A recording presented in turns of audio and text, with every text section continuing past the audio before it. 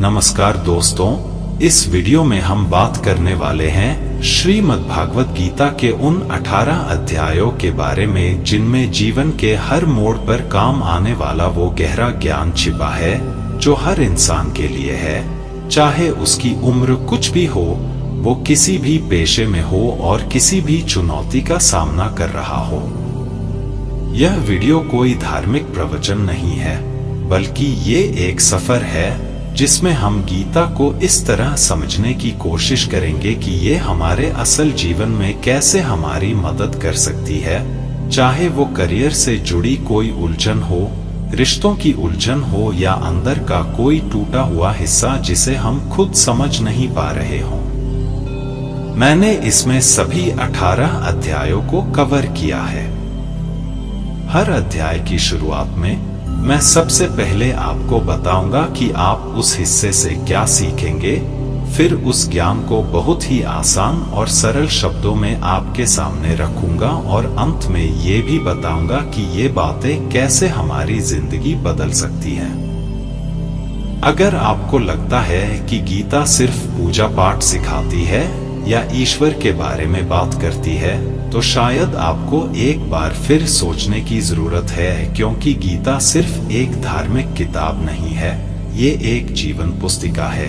ये हमें बताती है कि अपने डर पर कैसे काबू पाया जाए, मुश्किल वक्त में भी खुद को कैसे संभालें, ब्रेकअप का दर्द कैसे झेलें, एक मजबूत व्यक्तित्व कैसे बनाएं, सकारात्मक ऊर्जा कैसे पैदा करें और बिना घबराए बड़े फैसले कैसे लें। दोस्तों, हम सभी चाहते हैं कि हमारे सपने पूरे हों, हम सफल हों, खुश रहें और कुछ ऐसा करें जिस पर हमें गर्व हो, लेकिन कई बार रास्ते में हम भटक जाते हैं, हार मान लेते हैं या खुद को अकेला महसूस करने लगते हैं। यहीं पर गीता हमारी सबसे बड़ी साथी बन सकती है।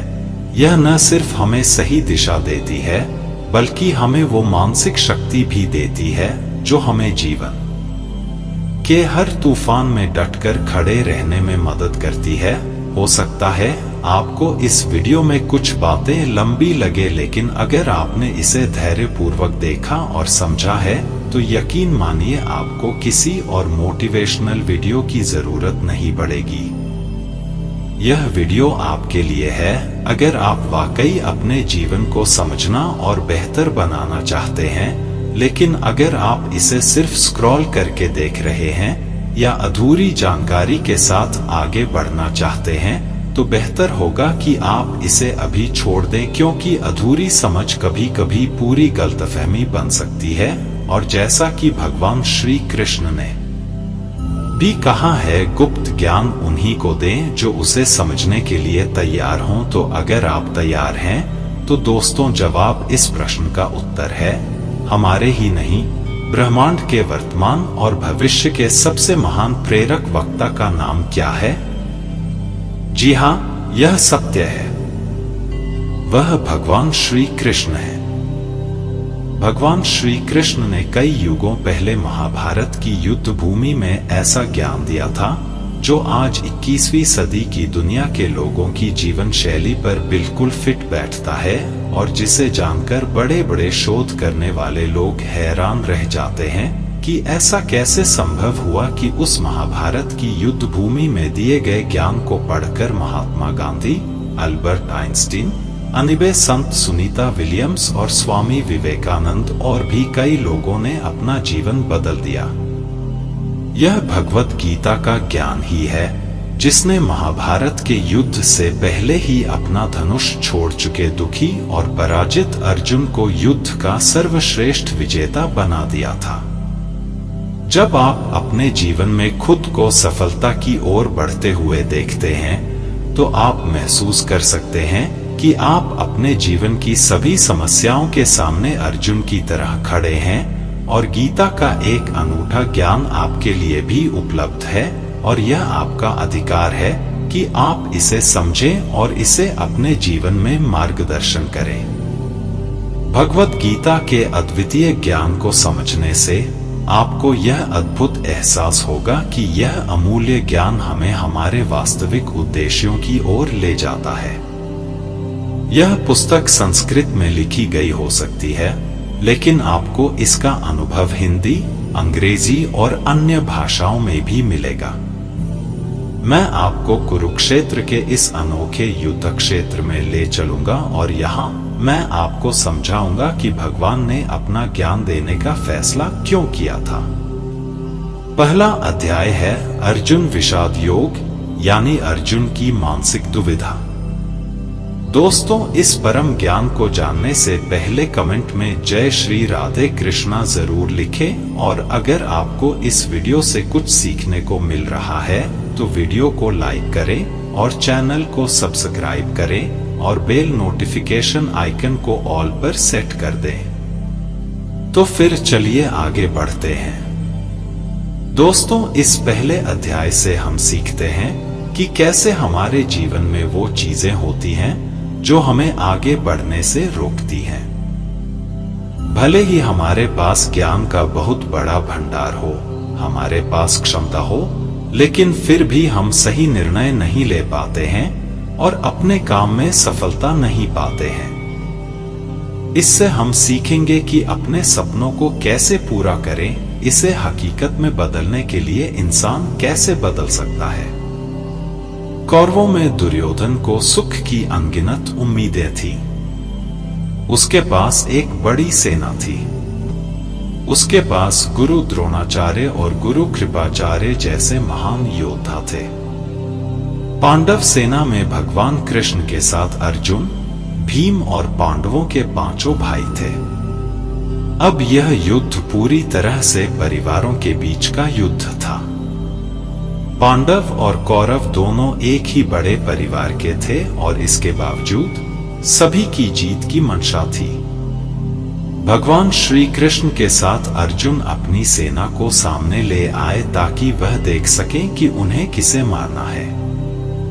इस समय भगवान कृष्ण अर्जुन के रथ को युद्ध के मैदान के बीच में ले आए। वहां कुरुक्षेत्र के युद्ध के मैदान में कौरव सेना में दादा भीष्म और गुरु द्रोणाचार्य अर्जुन के सामने खड़े थे और गुरु द्रोणाचार्य ने अर्जुन को बाण चलाना भी सिखाया था। अर्जुन युद्ध के मैदान में जहां भी देखता, उसे दोनों तरफ गुरुओं के परिवार के सदस्य और शिष्य दिखाई देते। यह दृश्य देखकर अर्जुन बहुत दुखी हुआ और कृष्ण से कहा कि यहाँ सभी मेरे रिश्तेदार हैं। मैं युद्ध में अपने ही लोगों को नहीं मार सकता। इस राज्य की बात छोड़ो, भले ही कोई मुझे तीनों लोक दे दे, मैं ऐसा युद्ध नहीं लड़ूंगा जिसमें मुझे अपने ही लोगों को मारना पड़े। गीता के इस प्रथम अध्याय से हमें यह शिक्षा मिलती है कि वास्तविक सोच क्या होती है। आत्मा अगले जन्म के लिए इस शरीर को छोड़ देती है।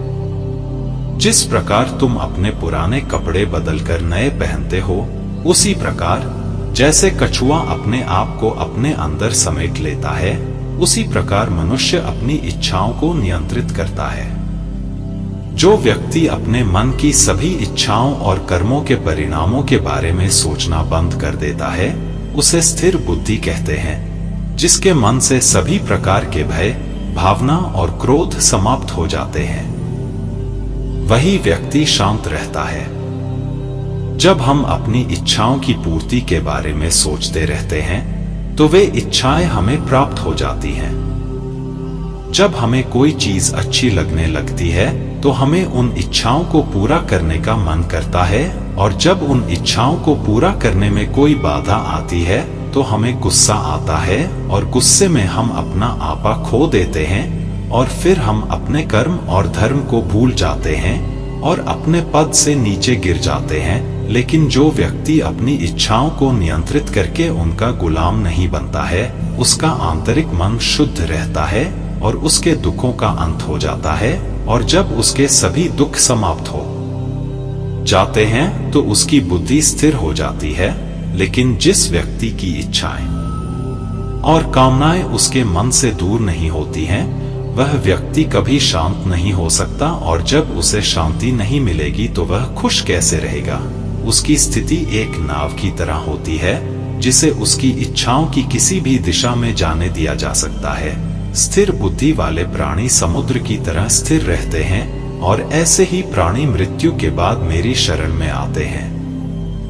दोस्तों, अब हम इस अध्याय की वास्तविकता पर आते हैं और आप में से बहुत से लोग होंगे जिन्होंने अपने प्रियजनों को खोया है और आज तक आप में से जिन लोगों ने अपने प्रियजनों की मृत्यु का दुख नहीं झेला है, उन्हें पता होना चाहिए कि उनके जीवन में भी एक दिन उनके सबसे प्रिय की मृत्यु अवश्य होगी, लेकिन उस समय दुखी होने की कोई आवश्यकता नहीं है, क्योंकि भगवान ने स्वयं हमें याद दिलाया कि जीवन से पहले भी हमें खुश रहना चाहिए।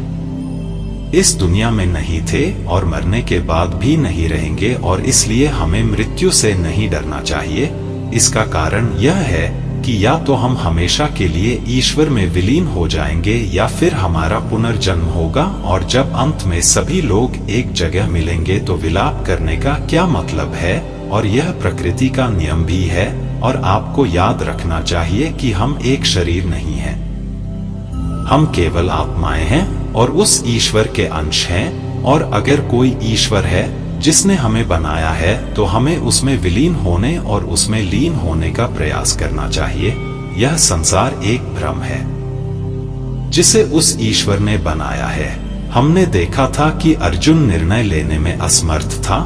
जब भी हम कोई निर्णय लेते हैं तो एक तरफ हमारा चेहरा होता है और दूसरी तरफ हमारा वास्तविक कर्म होता है, और इस खेल में हम वह नहीं कर पाते हैं जो हमारा वास्तविक कर्म है और जो हमें जीवन में सफलता के पथ पर आगे बढ़ने में मदद करता है।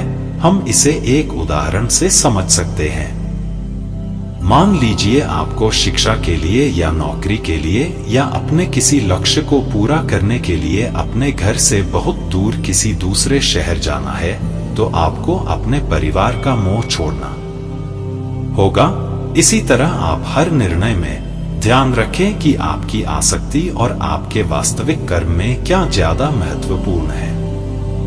इसके बाद हम चर्चा करेंगे कि हमारी समस्याओं का सबसे बड़ा कारण क्या है और उनका मुख्य समाधान क्या है। दोस्तों, हमारे दुखों का सबसे बड़ा कारण है अपनी इच्छाओं के बारे में सोचना। जब हम अपनी इच्छाओं के बारे में सोचते हैं तो समय बीतने के बाद हम उन्हें पूरा करने की कोशिश करते हैं, और जब ये प्रयास विफल हो जाते हैं तो हमारे अंदर क्रोध पैदा होता है। और क्रोध एक ऐसी चीज है जिसे कोई भी इंसान अपने शरीर को छोड़ने से पहले नहीं छोड़ता है। फिर आप अपने बाकी जीवन में सच्चा सुख कैसे प्राप्त कर सकते हैं? आप हमेशा खुद को समस्याओं से घिरा हुआ पाएंगे, क्योंकि यह दुनिया केवल आपकी अपनी छाया है।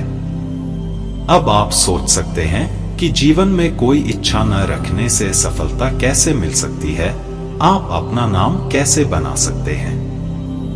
इसके बारे में भगवान श्री कृष्ण ने कहा है कि सबसे पहले आपको अपने कर्म को पहचानना होगा, अर्थात आपके लिए क्या करना आवश्यक है जो आपको आपके लक्ष्य को प्राप्त करने में मदद करेगा। और इसके बाद दिल में सफलता की उम्मीद या असफलता का डर पैदा किए बिना अपना काम कैसे करें, क्योंकि आपको लगेगा कि यह काम मेरे द्वारा नहीं बल्कि स्वयं भगवान द्वारा किया जा रहा है। और इसी तरह आपका साहस कभी नहीं टूटेगा, क्योंकि आपको लगेगा कि यह आप नहीं बल्कि भगवान हैं जो इसे कर रहे हैं।